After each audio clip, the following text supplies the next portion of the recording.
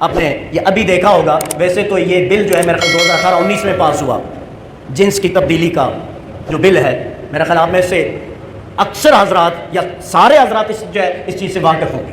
وہ بل کیا ہے؟ وہ اتنی ہوشیاری اور چالاکی سے وہ بل پاس کروایا گیا کہ 1.5-2 سال کے بعد انٹلیکچوئل قسم کے جو لوگ تھے انہیں سمجھ آئی کہ یہ اصل میں ہوا کیا ہے۔ اور آپ حضرات جانتے ہیں کہ وہ بل کیا ہے۔ ایک بندہ نادر آفس جاتا ہے، وہ جا کے کہے جی مجھے تو عورتوں والی فیلنگ جو ہے وہ آ رہی ہے، لہٰذا میرا جو ہے وہ جینڈر جو ہے وہ کیا کرے، مرد سے نکال کر عورت والے خانے میں ڈال، سیکس جو ہے وہ میرا چینج کر دے۔ کوئی میڈیکل بورڈ نہیں ہے، کوئی ڈاکٹر اس سے نہیں پوچھے گا، کوئی اس کا ٹیسٹ نہیں ہوگا۔ وہ جناب صبح گھر سے مرد گیا تھا، شام کو وہ بے حیثیت خاتون واپس گھر میں آ گیا۔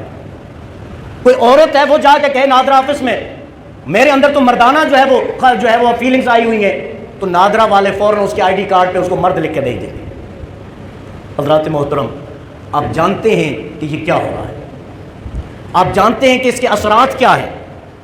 اور پھر میں رپورٹ پڑھ رہا تھا کہ جن کے لیے یہ بظاہر یہ قانون بنایا گیا تھا خنثی کے لیے، ان میں سے کہتے ہیں 90 یا 100 کے قریب لوگوں نے اپلیکیشن دی ہے، اور جو مرد نادرا آفس جا کر عورت بننے کے لیے پیش ہوئے ہیں وہ 250 ہیں، اور جو عورتیں مرد بننے کے لیے گئی ہیں وہ بھی 1000 سے زیادہ ہیں۔ اب اگر اس طرح کا قانون بن جائے گا، جو ہے مرد آئی ڈی کارڈ میں عورت ہے، تو مجھے بتائیے کہ وہ گرلز کالج میں بھی جائے گا، وہ ہم جو ہے خواتین کے ساتھ بیٹھے گا بھی، ان کے ساتھ معاملات بھی ہوں گے، کوئی اسے پوچھنے والا نہیں ہے۔ کیوں؟ کیونکہ اس کی فیلنگ عورتوں والی ہے۔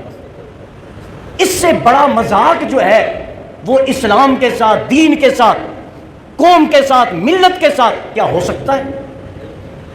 اور پھر ہم کہتے ہیں کہ سیلاب آیا تو ہم ماریں گے، ہمیں جو ہے کافر بھی مار رہے، ہمیں ہندو بھی مار رہے، ہمیں یہودی بھی مار رہے، ہمیں عیسائی بھی مار رہے، مسلمانوں پر برے حالات ہیں۔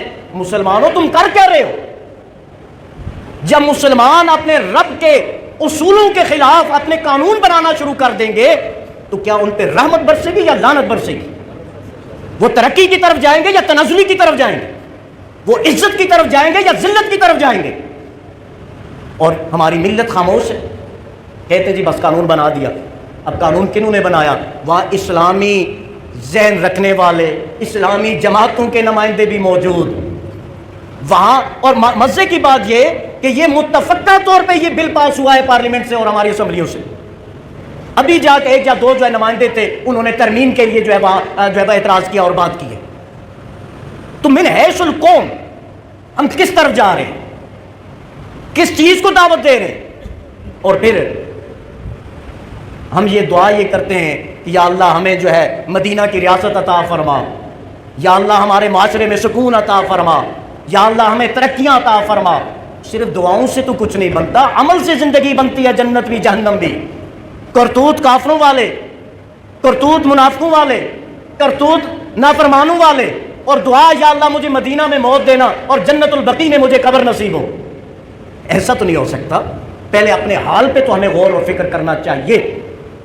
یہ جو قانون بن رہا ہے، بن چکا ہے دوستو، یہ ان کے لیے نہیں ہے، یہ ہمارے معاشرے کو جو پہلے ہی انتہائی بےہودگی اور بے حیائی کا شکار ہو چکا ہے، اس کو مزید ایسی دلدل میں جھونکا جا رہا ہے کہ کل جو ہے وہ پتہ نہیں ہمارے ساتھ کیا ہوگا اور ہمارے گھروں کے ساتھ کیا ہوگا۔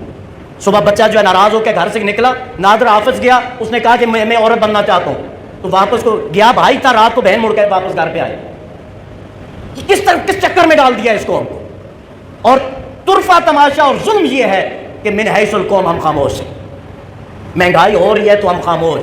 ٹیکسز میں وہ ہماری مسجد کا بل آیا، میں پڑھ رہا تھا وہاں اتنی جٹائی سے کوئی 15 ٹیکسز کے نام لسٹ دی ہوئی ہے، ساتھ آپ کے گھر بھی بل آتے ہیں، ٹیکسز کی لسٹ، سرچارجز، فلاں فلاں فلاں فلاں فلاں پولیس دی ہوئی ہے۔ ہم پڑھتے بھی ہیں، اگر 10,000 کا بل ہے ہماری بجلی کا جو یوز کیے ہیں، اور اس میں جو ہے 3-3,500 روپے ٹیکس ہے۔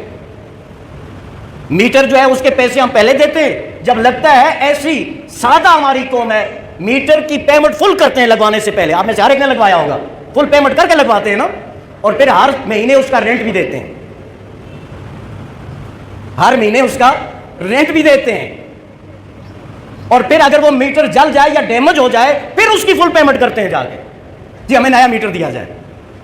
کمال ہے۔ تو یہ ساری چیزیں چلو یہ انسان کے مال پر اثر انداز ہو رہی ہیں، لیکن دوستو اب جو ہو رہا ہے وہ ایمان پہ اثر انداز ہو رہا ہے۔ یہ جو ہو رہا ہے یہ بل ول وغیرہ یہ ہماری دنیا خراب کر رہے ہیں، اور اب جو ہونے جا رہا ہے یا کیا جا رہا ہے دوستو یہ ہماری آخرت خراب ہو رہی ہے۔ اس لیے جو جس منصب پر فائز ہے جتنی آواز بلند کر سکتا ہے ہم میں سے ہر ایک کو کرنا چاہیے۔